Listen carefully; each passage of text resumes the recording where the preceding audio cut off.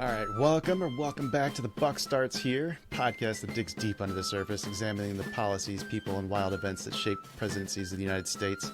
I'm Kyle, your casual history connoisseur. My co-host is Eric Mason, a brilliant loose cannon economist who brings a wealth of knowledge and the wildest of all the historical facts to the table. We are in the middle of our Adams series. Just finished wrapping up the background, learning about how he defended some peoples in the Boston Massacre, the peaceful transition of power we talked about, and kind of hinted at some of the stuff we're going to talk about today with the Alien and Sedition Acts. Eric, what other policies are you looking at maybe covering today? Well, I think we should do Alien and Sedition Act, absolutely. Talk a little bit about him drafting the Massachusetts Constitution, which became the basis for the U.S. Constitution. He also helped draft the Declaration of Independence with Jefferson, but I feel everybody probably already knows that story. I feel like we're right. He was heavily involved with the Treaty of Paris that ended the Revolutionary War. I'm kind of rapid firing through stuff we kind of covered during Washington, or that people already know. Right. The best ones are going to be the Alien and Sedition Act. I really do think that's interesting, but I think in this episode and the episode afterwards, the quasi-war with the French. There's huge economic implications of that. It's kind of the first time the U.S. went to war with somebody who's not British. Mm-hmm. The XYZ Affair, which was an insane story in America at the time. Obviously, the founding of the Navy. Kyle, we got to do the founding of the Navy, buddy. Yes, we have to. And the Midnight Appointments. The Midnight Appointments. See, I'm not familiar with this one. Grown up in Quincy, and particularly also grown up in Massachusetts, we learn like really, really, really detailed American Revolution because you can go like walk over there and be like, this is where it happened. Right. This is where it happened. The Midnight Appointments are currently going on right now as we're recording this on we're in late November right now. The Biden administration is doing midnight appointments too. Every president does it. That was not a political statement. That's every president does that, which is at that point in the political calendar. Mm-hmm. And then shortly before we go into the end of his presidency in the election of 1800, I think it'd be cool to talk about the Convention of 1800, which was this treaty between the U.S. and France that kind of set the U.S. on the course it stayed until World War II. XYZ Affair, Convention of 1800s, I think is next episode. So this episode, I think, will be Alien and Sedition Acts, and then any of the other ones that weren't those two, I think. I planned the next episode for those two. Awesome. We can do like a whole episode on like we could do like 5 episodes. We can do one on honestly each of them. It's so interesting. Well, where do you want to start? Start from the beginning. What was the first thing he did as president then that was of note? Well, the first thing he did would be he was the first person to, because he was the vice president at the time, confirm his election to president. So the election of 1796, when John Adams was elected, was the last, for all practical sense, was the last election that the presidential election the U.S. ever had where there weren't running mates. So he goes into that election. He doesn't get to pick who he's going to be his number 2. Doesn't get to be able to pick. Really, up to this point, his number 2 was just the other candidate, right? Whoever lost the election to him was now the vice president. Yeah, I mean, it was whoever came in second place, because at the time we were running like coalition style. So did that not? Was nobody worried about the ramifications of that? I mean, if your side lost and you really wanted him to be in, like, there's only one guy standing in the way now. No, right? Because we weren't that good at democracy yet. We didn't like really know what to do. No, the number 2 guy will be the number 2 guy. It's like, no, that doesn't make a whole lot of sense because people tend to be very binary in how they do politics. Right. But, no, this will be fine. It's not like you can get 2 dudes who hate each other. Right. You get Jefferson and Adams. Immediately 2 guys who hate each other. So it wasn't until the adoption of the 12th Amendment in 1803 that we saw that you had running mates. But the election of 1800, which featured that was like the first proto running mate. You had Jefferson and Burr running essentially together, and then you had Pinckney and Adams running together.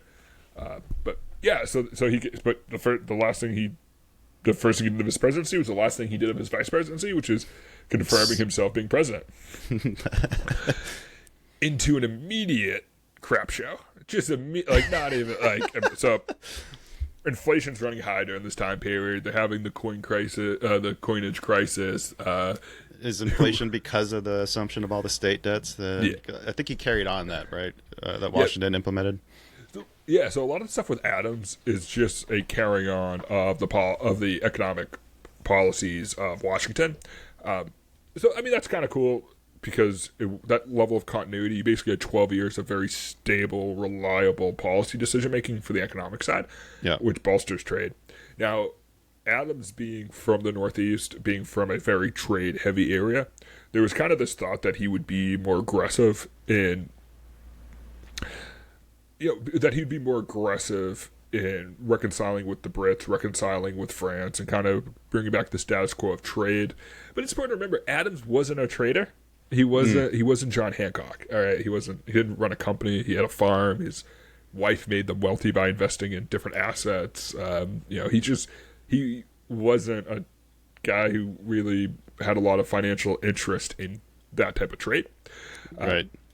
And, that was good for the country because we are already starting to see some of the festering of different economic situations that would eventually lead to the Civil War at this time, where the southern colonies exported, relying on slave labor and exporting cotton and indigo and rice and tobacco, were nervous that somebody up north who's more in this at this point, we're kind of pre-industrial revolution, kind of not. I mean, you're already seeing strong textile demand and those type of machines in England. And at this point, we're starting to steal some of the technology back to the U.S. There was a very famous inventor who he wanted to export a textile mill back to Massachusetts, and they wouldn't let him from England. And so he just memorized it. He went down there every day and memorized it, came back, and built one in Lowell, Massachusetts, which is now the birthplace of the American Industrial Revolution. And I think that's just some dude hilarious pirating a textile machine design. But we're still dealing with a lot of inflation. The First National Bank still, Kyle, just like you mentioned, it's absorbing the debt. It's structuring itself, trying to get an idea of what it means to be a national bank. Because don't forget, at this point, there were kind of national banks, but really the Treasury was the King's Treasury, with this idea of allowing, if we take England, for example, allowing banks to issue pound sterling. Not the same as a national bank in a democratic society. We were still recovering from the pains of the Articles of Confederation, from states being more important than the federal government and not issuing their own currency, but kind of issuing their own currency. And which definitely were. Yeah, they definitely were. Like, they say they weren't. They didn't want to admit it, but they were. Yeah.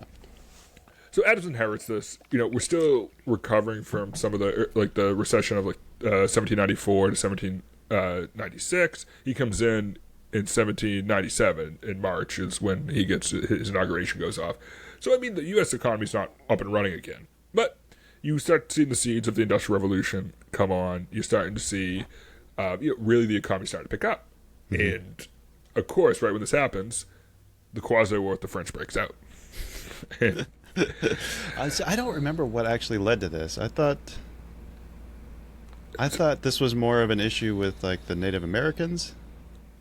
So that was the French and Indian War, where the French would just give a bunch of money, right, to the French, to the Native Americans. They were like, "Yo, go bother those dudes." Right. Yeah, because the U.S. would never do that, right? They would never take a group of people and there were four main causes from the historian's point. The first is the Jay Treaty, which we covered in the Washington episode. Yeah. I hate that gets crapped on by people as being like, that's a bad treaty. Literally accomplished everything with no leverage. But how would that lead to an issue with France, other than maybe we just weren't we weren't trading with them as much as we were? Yeah, so the France and Britain are always at war, even when they're not at war. So the French saw that as, instead of us, the French saw that instead of us normalizing relations with the Brits as going against French interests. Yeah. And John Jay was like, no, what are you talking about? We're just trying to we're just trying to enforce like the Treaty of the Treaty of Paris. Like we're not like pro-British now. We're just not actively fighting them. And the French were like, the neutral person of my enemy is my enemy. If you're not actively fighting the British, then you're friends with the British. Yeah, no, that was the Yes. view. So it royally ticked them off. So they interpreted the Jay Treaty as like this. I think what they wanted was America to leave the Jay Treaty never to occur, to force the Brits to still have to keep troops stationed on those forts that they weren't supposed to be in under the Treaty of Paris, and that would take troops away from this ongoing war that the French and the Brits were fighting. But were they actually their own troops, or were they? I thought they just hired a bunch of Native Americans to come down there and fill them. So the Brits had some of their own troops. They did? Okay. Depending on which tribes were friendly. I mean, it is, Yeah. I shouldn't be so cavalier with this. I mean, different tribes had different relations with different European powers. It's generally the tribes that attacked the American frontier had close relations with the French because of the long history of trading, and the Brits were much more heavy-handed in, in the conquering of Canada and the U.S. But you're right, Kyle. It's both statements are true. So the Brits were very upset with the Jay Treaty because they viewed that as like freeing up troops to come back over and mess with the French. So the French came over and were like, so America also declared its neutrality from all European conflicts, and they did that to maintain trade relations with both the Brits and the French, and to be honest with you, like pretty much everybody in Europe at this time. Now, France kind of turned around and said, hey, remember that whole American Revolution thing? We're pretty supportive of that. Mind like hanging out with us and helping us with these Brits? And we were like, oh, are you Louis the 16th? And then the committee of where public is safety. Louis? We talked to Louis. Where's he at? You send him over. We'll knock that out. So, and this is more under Washington, and they were like, no, this is a new phone. Who this? And they were like, yeah, exactly. Like you're not the government of France, so we didn't make a treaty with you. If Louis the 16th was asking us for help, we would do it, but we didn't. And so they took this like American neutrality mixed with like us disregarding what they considered the French. We didn't consider them French at the time. Did for us during the Revolutionary War. They considered that as like. It is kind of. I mean, they help us free ourselves from the yoke of British rule, and then we turn around and we start trading with them again. Like, yeah, I can see why that might be a little annoying. In fairness, it was 20 years afterwards. Right. I mean, yeah, this isn't. That's a good point too. Like, we don't hold grudges like the French do, I guess. Yeah. Oh, I was going to say no, you're right, and I think a lot of the world kind of saw it that way. I think a lot of the world agrees with you on that, Kyle. The thing is that the Americans were like, hey, we make a ton of money from trade. Both the only thing we could all agree on between the North, the Central, and the South is that we all, the Mid-Atlantic, I should say, we're making money for trading. Doesn't matter who we were trading with. And we were still actively trading with the Brits. Mm-hmm. But the thing that really sent people over the line. So the first thing Adams does, he gets into office, and he sees this thing pending. He's like, oh my God, like this is going to blow up. This is going to be horrible. And if this ends up being something we can't trade with the French, or the French are attacking us, like, we're going to have a real hard time going forward. So he sends over some American diplomats. And this is 1797. This is like right when he gets in. He says, hey, go over to the French and figure this out. Like, just what we ever need to do. Everybody's happy. We're not going into a war and going to be, perpetually fighting wars in Europe for the next 200 years. Right. He goes do this. So the U.S. delegation shows up, and they're met by three French diplomats, three French agents. Now, the newspapers refer to them as X, Y, and Z officials. That's where the term XYZ Affairs comes from. Okay. And basically, they demanded a huge bribe before they would sit down and talk to any American. Oh. Ooh. That's not something Adams is going to play around with. Yeah, Adams is like, get back here now. So they end up coming back. They end up coming back to the United States. It's this huge issue, huge press, and suddenly, next thing you know, this explodes. The whole U.S. is anti-French. The whole U.S. is pushing people again. It is saying we need to go to war. This calls for war. The 1798 rolls around. So this the XYZ Affair happens like mid-ish to end of 1797. They come back. They're like, what do you want to do? And John Adams is like, do you know what we'll do? Sign the U.S. Navy into law. Yes. Damn right. Which is crazy if you think about it, Kyle, Mr. Navy veteran. No, that's awesome. Like, hey, you don't want to normalize agreements with us. We're just going to start our own Navy. Yeah, you get these hands.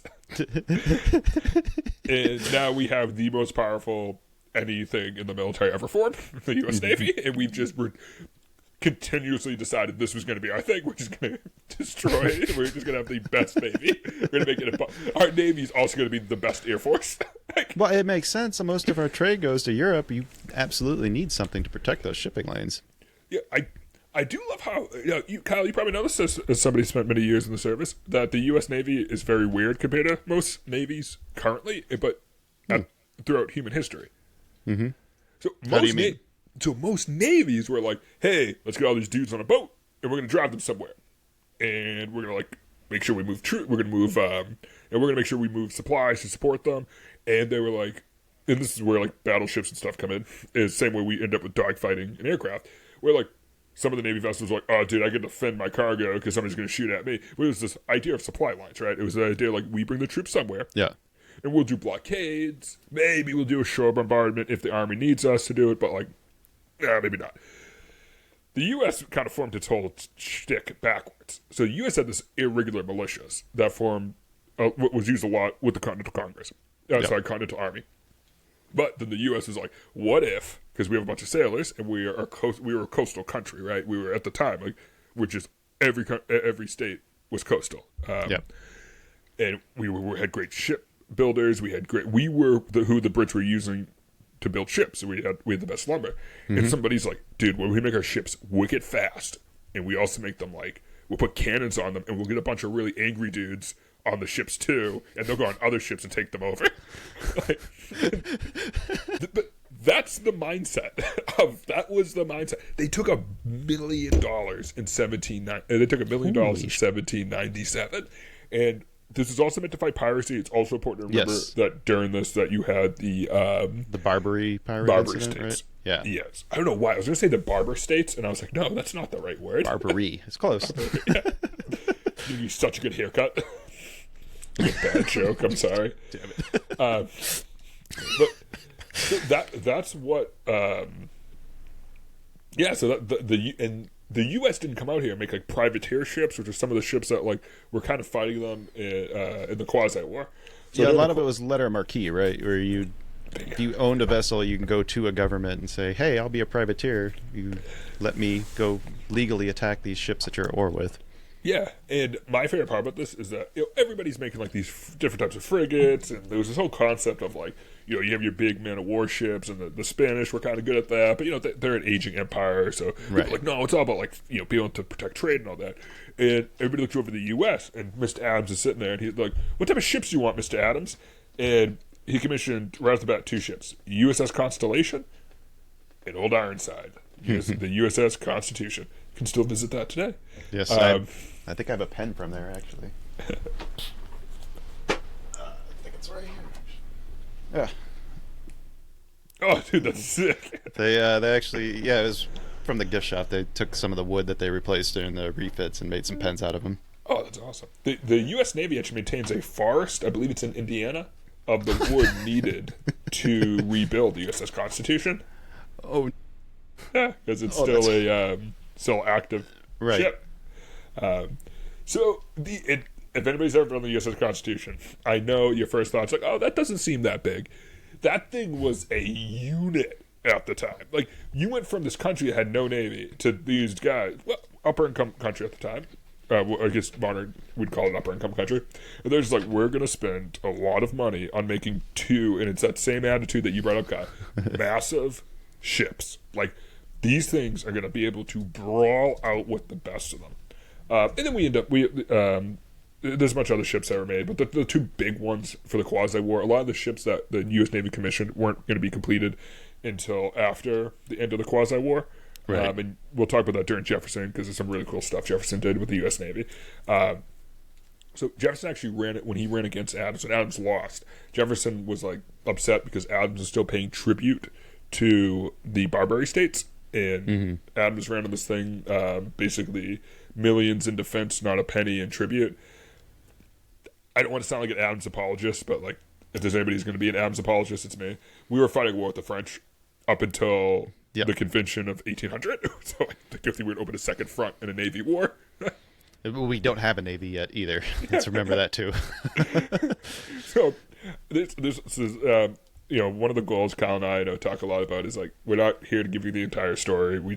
Nobody has time. You'd have to listen to us for days on days on end. But we want to, hopefully, there's little stuff we talk about as we go along that'll make you more curious.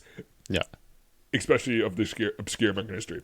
Some of the most interesting American history is reading the different journals and after-action reports of the U.S. Constitution, USS Constitution, and USS Constellation as they just went down. Well, USS Constitution stayed more on like the Atlantic side and brawled with the French, but they went down to the Caribbean, the USS Constellation, and just messed everybody up. I want to make it very clear. These were not fair fights. The USS Constellation, USS Constitution were not built to ever be in a fair fight with another ship. They were built to roll up on you and cripple whatever you were doing and dip out. 44 gun frigates. Oh my god, that is huge. Yeah, that's like that's ship of the line, like bigger than most of the British class. And you gotta understand, this is a quasi-war. You're not fighting the French Navy. You're fighting like privateers. You're fighting Joe with two cannons. Right, this little sloop. Yeah, there was no hold bars. Right. So the French never actually like.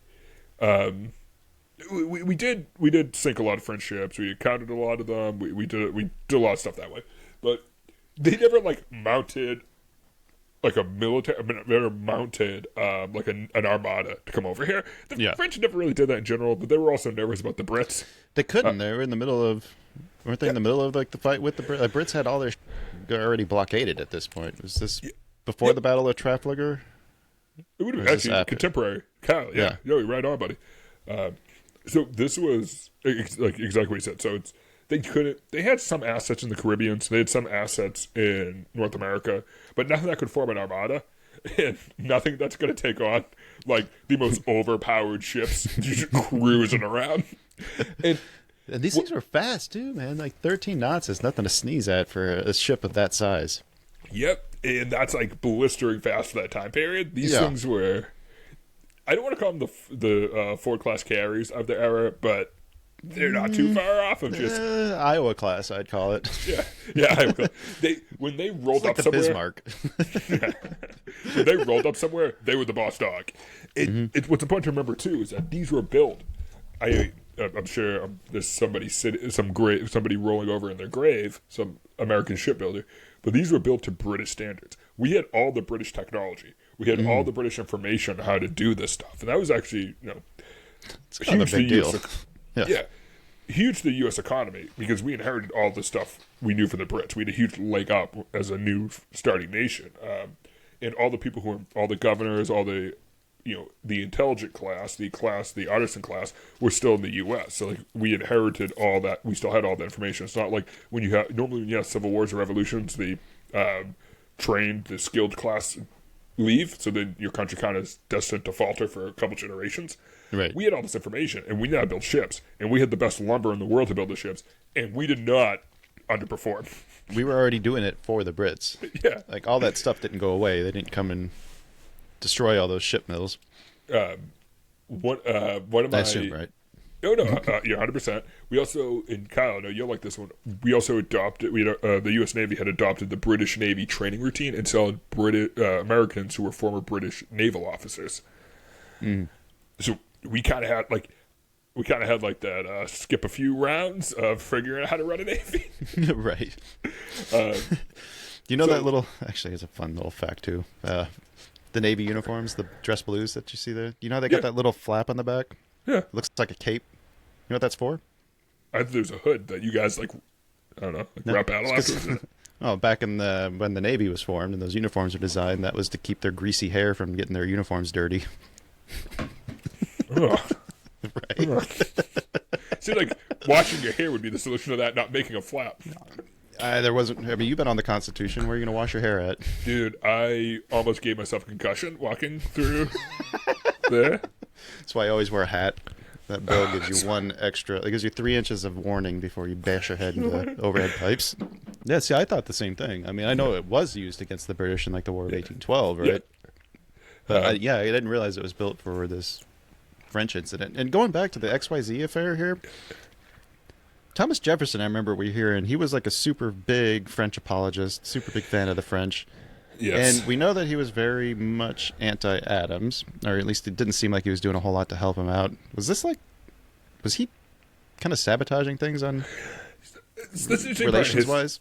It's an interesting part in history. It's 1797, in the aftermath of the XYZ affair. It would have been a political poison pill if Jefferson came out against anything to do with there. Mm-hmm. Now, yeah, he was. I would also agree with you, Kyle. Yeah, I think I would describe Jefferson as a French apologist in a lot of cases.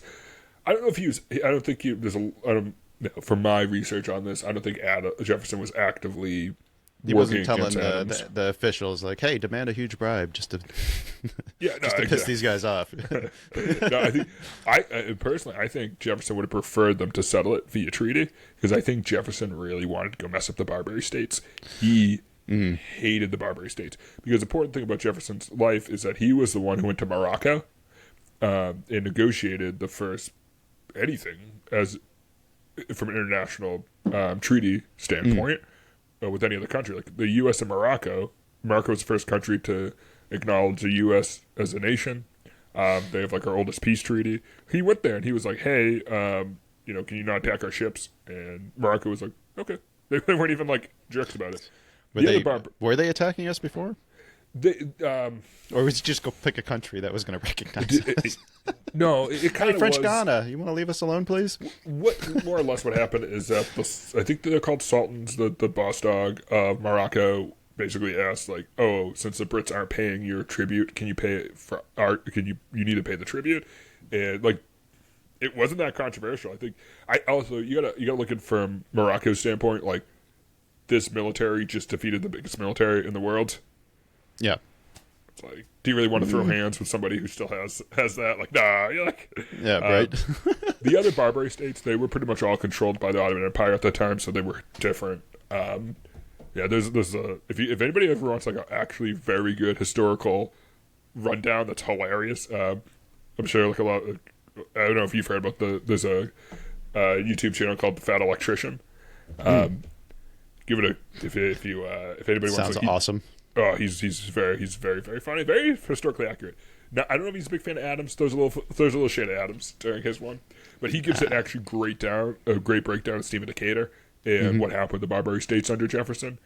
So highly recommend if somebody has like 20 minutes to watch it, Kyle. Like you would find it absolutely hilarious because he breaks it down really good. I'll link that in the episode description for this one. He does all his episodes are him just wearing a tank top. Nice.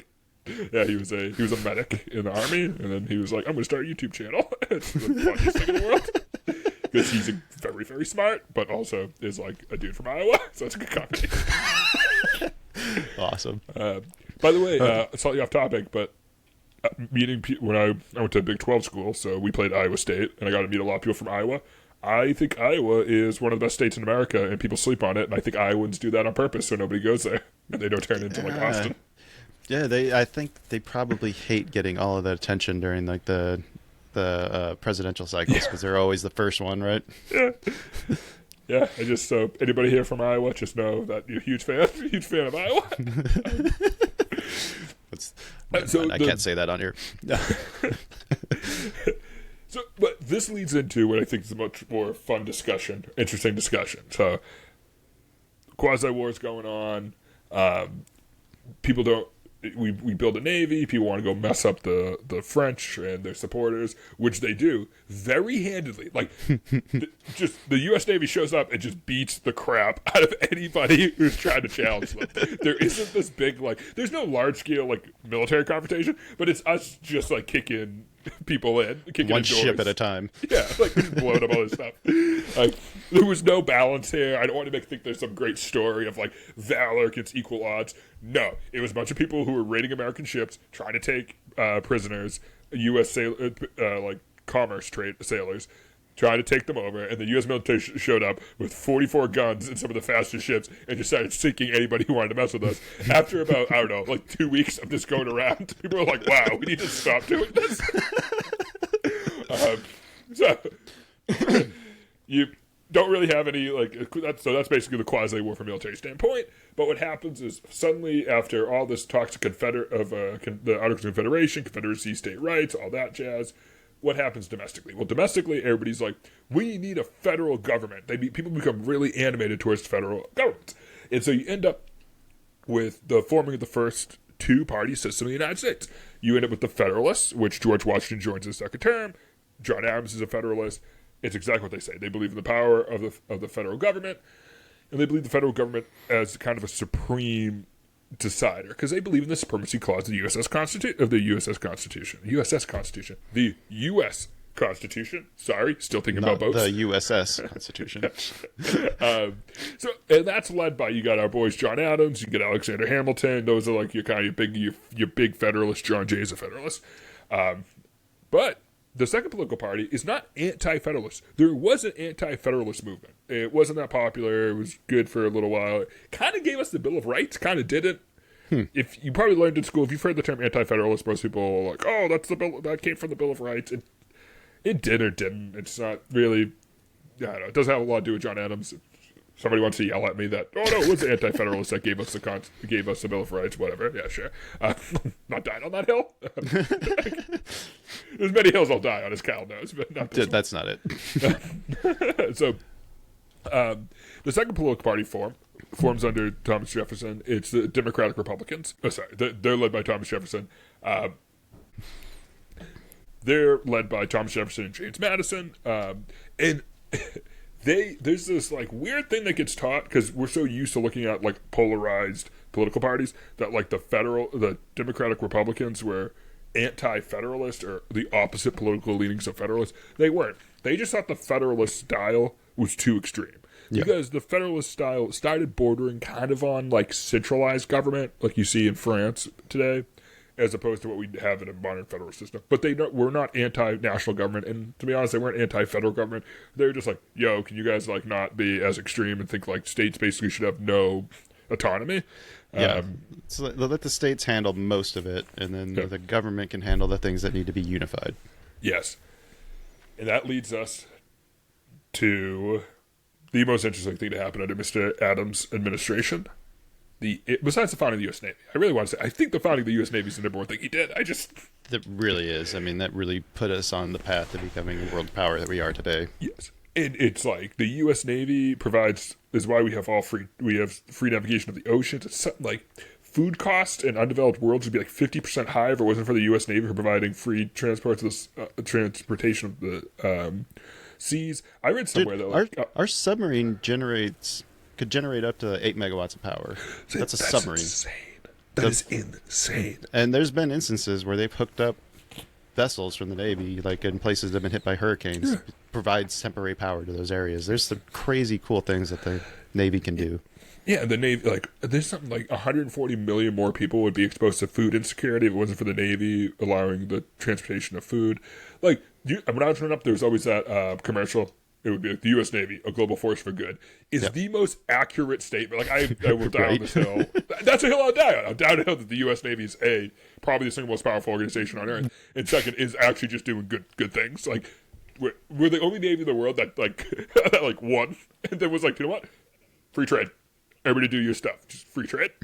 So, but also if you mess with us, we got some submarines that would like to have a conversation with you. It'll be short. Don't worry. Very, very short. Sorry. So, the Alien and Sedition Act. Yes. Kyle loves this topic. Kyle, where do you want to begin? Well, why did it come about first? Let's start with that, because what drove the need for this? There was nothing in place to kind of combat a problem, and that's kind of where this came from. That's about the general knowledge that I have of it. So, all right, this is really interesting because John Adams gets hung up gets tied to the Alien and Sedition Act. He does. Very closely. He wasn't a fan of it, just to be honest with you. Now, he stood by the fact he signed it into law. Even in his later life, when people asked him if he wouldn't have signed it, he said he would, because that's what he thought at the time was the best for the nation. So the Alien and Sedition Act is really broken up. It's 3 acts put together. Right. And it's 3 Alien Acts, and it's 1 Sedition Act. The Sedition Act was the controversial one at the time. Is that the one that expired too, or is that the one that didn't expire? Yeah, it got repealed, I believe, in 1803, or expired in 1803. Yeah, I think it had time limit on it. Yeah. So why did it form? Well, they were past 1798. We were in the middle of the quasi-war with the French. There was this mixture of national security concerns, how free of freedom of the press. That's one of the weird things. There was no freedom of press in the world beforehand. So you could have people with French leanings that were propagating misinformation. Misinformation has been around forever. Yeah. Literally forever. And what's your right as an individual to propagate misinformation? We don't know that today. We didn't know that when this first started. A lot of John Adams's career, or presidency, I should say, was experimenting with freedom, right? Mm-hmm. What is the limits of the freedom of the press? What are limits, right? Can you yell fire in a crowded movie theater, right? But we haven't adjudicated this. Or at a violent protest. Yeah, right. So, throwback to last episode. If anybody's not listening to that, go listen to me rant about the Boston Massacre as Kyle tries to keep me on base. So, what ends up happening is you have nobody really knows what the limits of this press is. Nobody knows, are you allowed to lie to newspaper? That was kind of a concept that we didn't know yet. So the first part of this was sedition. Sedition is basically trying to cause divide. Whether then it's is that factual or non-factual information given? Yeah, what's another word they use? Inflammatory, not inflammatory. Insightful language, maybe.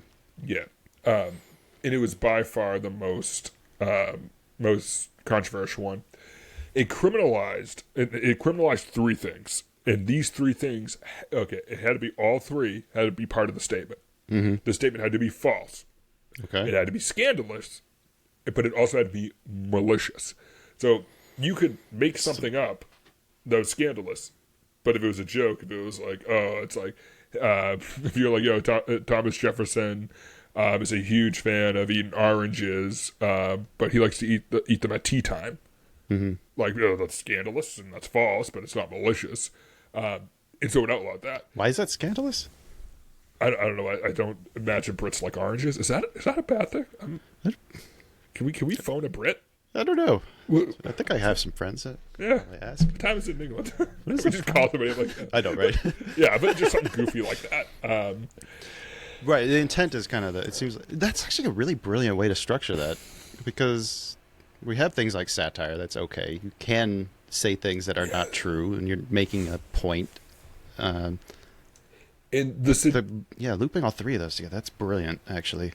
And of all the acts, it was the most enforced one, at least at the time.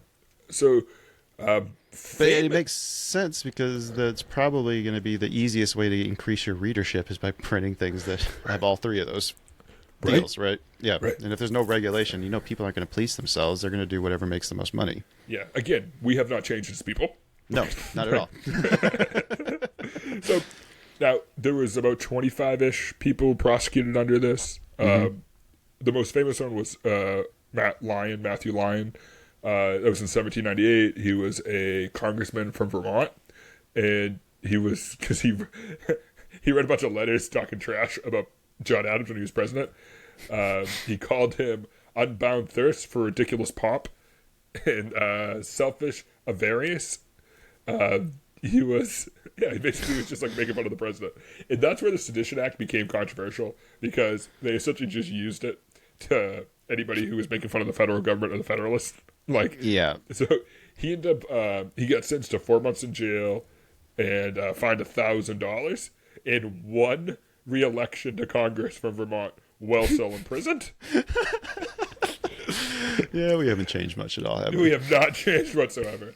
My personal favorite... Sorry, quick question about the people who were prosecuted. You said 25 of them. Were they all of the same political leanings? Yeah. Was there any commonalities between them like that? They were all very outspoken Democratic Republicans, most of them tied to newspapers or platformed in some way. Yeah.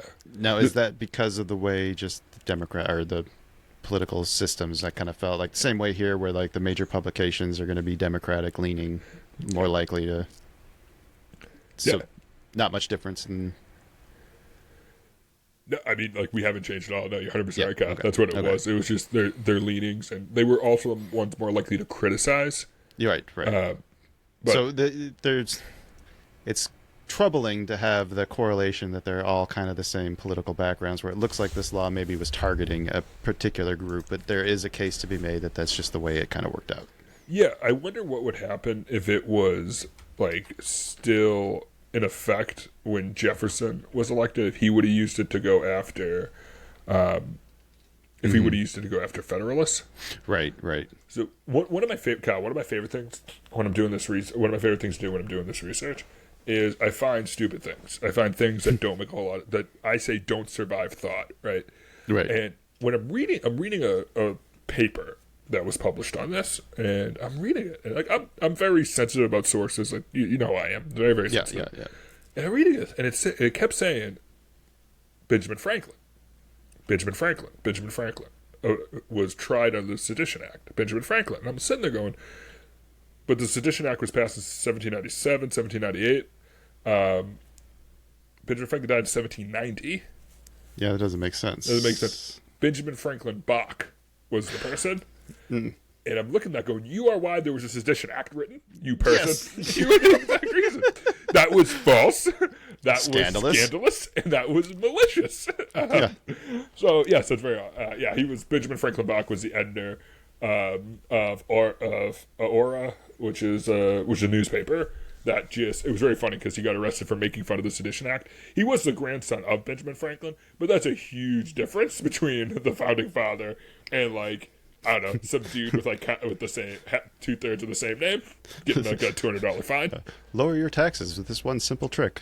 That's the Seditions Act then. Yeah, so the other three make up the alien portion of the Alien Sedition Act. You have the Aliens Fringe Act, which basically said it gave the president the authority to deport any non-citizen he deemed dangerous to peace and safety of the United States, even if they had not committed a crime, and that was without due process. The other one's the Alien Enemies Act, which was that's when Kyle and I were kind of talking this pre-show. Kyle actually did this one very well. It's if the U.S. is at war with you, it authorizes the president to arrest, imprison, or deport any aliens who were nationals of countries the U.S. is at war with. Kind of an interesting one. That one, the Alien Enemies Act, was less controversial. All the Alien Acts were way, way, way, way less controversial than the Sedition Act. The Alien Friends Act was really controversial. I'm sorry. It was really controversial because it's like you're just deporting people. Yeah. But the Alien Enemies Act was way more aggressive because, as you probably noticed, the Alien Friends Act doesn't allow the U.S. president to imprison somebody. The Alien Enemies Act does. And then there's one of them, which is the least controversial of all of them, is the Naturalization Act. It's a requirement that immigrants who want to become U.S. citizens have to. It originally was only 5 years you had to be here. Now you have to be 14 years, and you had to stay registered with the U.S. government during that time period. Kind of funny. The Federalists did a lot of the Democratic Republicans argued the Federalists did this because they wanted to reduce a lot of new arrivals to the United States were voting for the Democratic Republicans, and the Federalists wanted to curb that.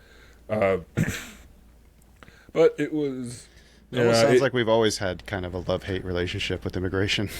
Yeah, for a country that's best resources, probably the amount of incredibly talented people we attract. But what's funny is that again, that wasn't that controversial. It's mostly like kind of shrug your shoulder. The Democratic Republicans fought it, but it wasn't as fought as the Sedition Act. The Sedition Act was messed up, in a lot of cases. It basically outlawed. Kind of was the first regulations on freedom of speech. It sounds like they at least had tried to do it in a thoughtful way, but it also sounds like the implementation of it maybe wasn't quite as universal as it should have been. Yeah, what's funny is in private, we have a lot of letters of Adams very openly. This is about the Sedition Act, not the Aliens Act, but basically saying he didn't like it. He didn't like it. He didn't think there should be any challenge to freedom of speech. He willfully admits it was probably his major downfall on that of his presidency. But again, sounds like he still said he would have he still says he would have signed it though. Yeah, because I think he respected the congressional process. The first article in the Constitution is Congress, but and then it did get repealed on March 3rd, 1801. I'm pretty sure it's like the day after Jefferson got sworn in. Right. Now, I do want to point out something that I don't think is talked about a lot. But after the Alien Sedition Acts were passed, states reacted differently. Particularly, and a lot of this was fermented by Thomas Jefferson. So very funny, you were talking about the XYZ Affair with how Thomas Jefferson intervened. Well, this is the sitting vice president intervening against, because he was a Democratic Republican, intervening against his president. So there is something that popped up called the Virginia and Kentucky Resolution that were in response to the Alien Sedition Act. And this became of this concept known as nullification, which is a state's ability to effectively nullify any law, because if it's not part of the Constitution, they don't have to follow it. They don't vote on a law, right? That's how we have states that have legalized marijuana. That's still legal at the federal level. You just can't put it across states. Kyle, like, that's where your head went immediately. I mean, do what you know. So one of the things I think is really funny is I remember learning about the concept of nullification when I was in school, and nobody ever tied it to the Alien Sedition Act, even though that's directly where it came from. Right, yeah. And it was funny to think of, like, the sitting vice president being like, no, we're not doing this. It's like, what? That's your president is going the opposite direction. Yeah.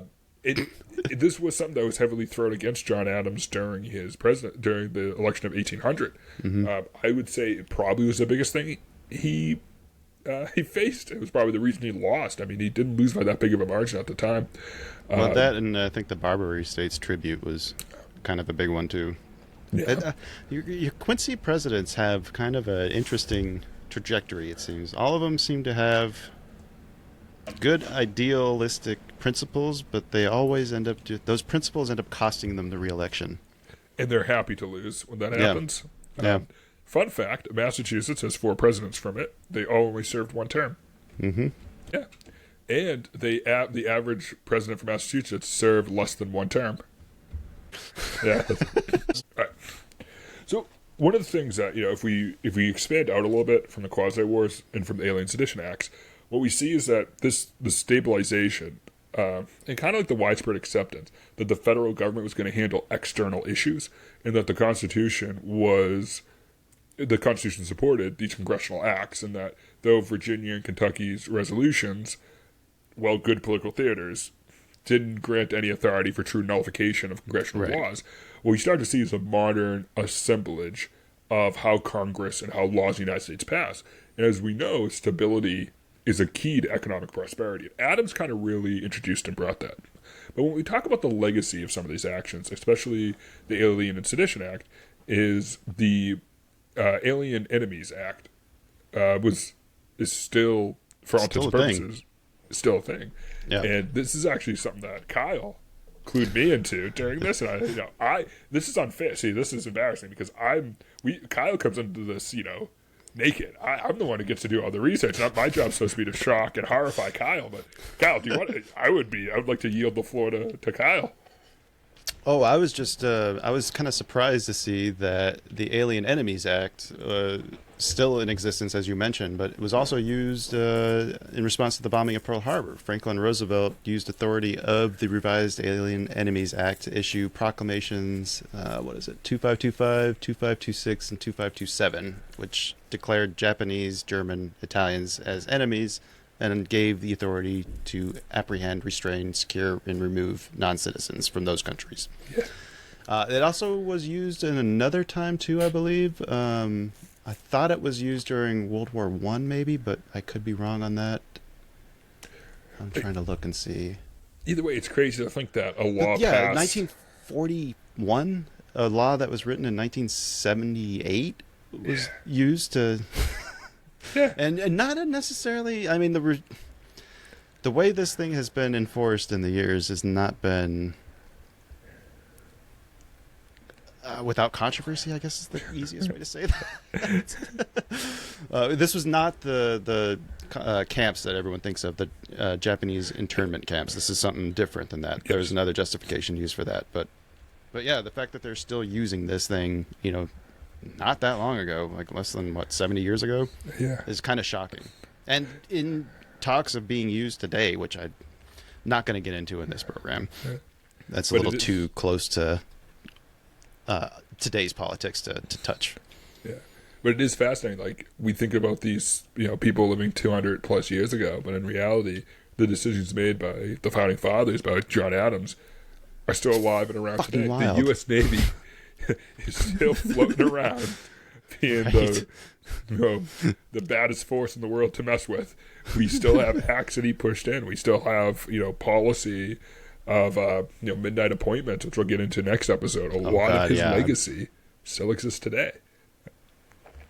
I cannot wait to talk about those midnight appointments. And man, part of the legacy too, I think we really have to give him credit here, is that he stepped in and he didn't have the same pull that Washington had, right? No, not even close. He nominated. Yeah. He was the one to convince people to go with Washington. Right. So for him to come in and follow in those footsteps and hold the shit together, I think is just way more impressive than people probably give him credit for. Yeah. No, he was a son of a humble farmer and shoemaker, and became the most influential constitutionalist to ever live, for the most powerful government the most powerful nation to ever exist, and founded the most powerful branch of any military to ever exist. And he was just some humble farmer who really believed in something when he believed in it, who famously told his wife when he retired and went back to Peacefield that he was happy to hold Congress with all his animals because they actually listened to him. It sounds about right. His presidency was proof that this experiment was going to work. Yeah. Right? Because Washington holding it together, that's no surprise, I think, to anybody. Yeah. But John Adams coming in after the fact and holding it together and improving on it, that, I think, is the legacy that maybe gets glossed over. Yeah. It's nice to see years later, this sometimes could be seen as forgotten, certainly truthful to call him a cantankerous president, is Let me look at his portrait. Yeah, exactly. It's not exactly warm and inviting. Yeah, but is getting which is funny because he was probably like the most faithful of all the presidents, right, to his wife. Absolutely adored Abigail. Yeah. It's cool to see him getting his just rewards. It may have taken 200 plus years, but he's seen for what he is, a man of incredible moral fiber, a man who categorically rejected slavery, a man who remembered the ladies, as Abigail Adams wrote him, somebody who looked at his... Kind of. They didn't vote and he was done. Let's say that. I'm going to go ahead and say that was not up to John Adams on that side of it. Not. No, but a man who viewed his wife as an equal. Yes. Who paid for the education of, that's the craziest thing. We'll talk more about it, but the Adamses, they had a gentleman who worked for them who was a freeman, so a freed black man at the time, who they paid for his education, and they would publicly argue with people who'd be like, well, why are you paying for his education? Because he wants to learn. Mm-hmm. He was the man who wrote a constitution that outlawed slavery, which is at that time is perplexing to anybody. I mean, at the time, there was 20,000 slaves living in New York City. We don't think of New York City as a slave state. Right. But just when he believed that he had the moral high ground, he truly believed it. And it's funny as we sit and think about this 200 years later, you hear these shots fired at the Founding Fathers. I remember it was I saw a picture on Twitter one time, and it had it was tweeted by somebody with a pretty big following. I won't use their name. And it was a picture of all the Founding Fathers, and the guy had put a red dot on every single Founding Father and said everybody with a red dot on them was a slave owner, and then he wrote the Second Amendment. And I hardly ever tweeted on my old Twitter account, so it's probably still in the Wayback Machine. I responded, I said, the guy who you left a red dot over, John Adams, is the guy who wrote Article 15 of the Massachusetts Constitution. And I linked to it, and it's the wording that became the Second Amendment. And I go, the guy the argument you're making is that's the guy who proves your argument wrong. And he deleted the tweet, and it already had like 1.1 billion likes. And I was very happy. Satisfying, yeah. I was like, no, don't apologize and correct the facts. Right, just delete it. Continue, Where's that Sedition Act when you need it? Yeah, no, exactly. Right. That was malicious. That was false. Yes. What a good way to end the episode, Kyle. He would have got in trouble for that. All right, well, that's going to wrap it up for part 2, I think. Next week, we'll be looking at other key people events that shaped Adams' legacy. But in the meantime, let us know your thoughts on the second president's policies. Where does he rank on your all-time list of greats? Email us at ChinaShopProductions@gmail.com and visit the website, thebuckstartsherepodcast.com to stay up to date. And we will see you all next week.